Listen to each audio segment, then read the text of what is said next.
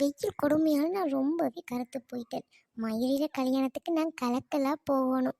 Beauty பார்லருக்கு போய் ஒரு facial ஒன்று போட்டால் தான் சரி. டார்லிங் வரட்டும், கூட்டிக் கொண்டு போவோம். Okay sir. Yes sir, yes sir, ya. Okay okay. பேபிம்மா, இன்னைக்கு என்ன சமையல் செய்திருக்கிற? டார்லிங் வாங்க, உங்களுக்கு பிடிக்குமே என்று நான் நான் என்ன செய்தேன்? டார்லிங் செய்திருக்கிறேன். நீங்கள் தான் பேர் வைக்கணும் டார்லிங்.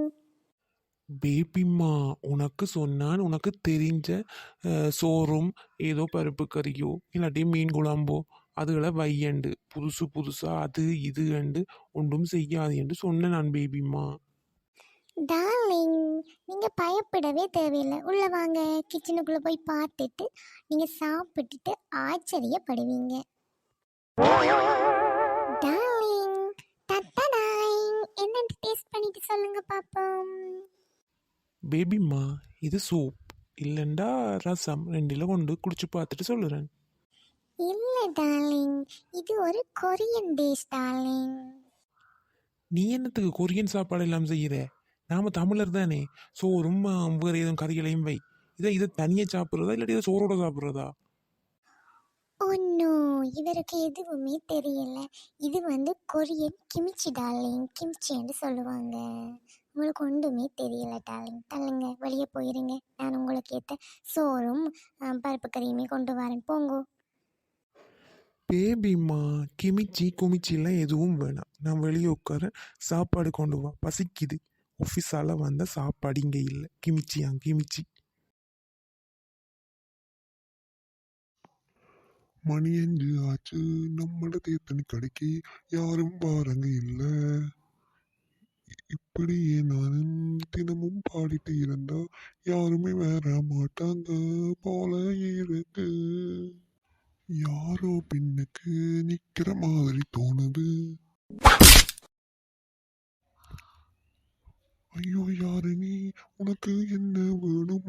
என்ன நீ கீழே உளுத்தி போட்டு இருக்கிற? ஏய், உண்ட தீர்த்தண்ணி கடையில இருந்து நீ உழைச்ச அவ்வளவு காசையும் இப்ப எனக்கு தரணும் நீ. ஐயோ கடவுளே, இந்த தீர்த்தண்ணி கடைக்கு யாரும் வாரது இல்ல. எங்கிட்ட 5 பைசா கூட இல்ல. வேணும் மண்டா, நீ ஒரு தீர்த்தண்ணி குடிச்சிட்டு போனி. தீர்த்தண்ணியும் உதவாம இருக்கு. இவன் என்னத்துக்கு கடன் நடத்துறான்னே தெரியல. நான் போயும் இவன் கிடைக்க வந்தேன். ஜெய்.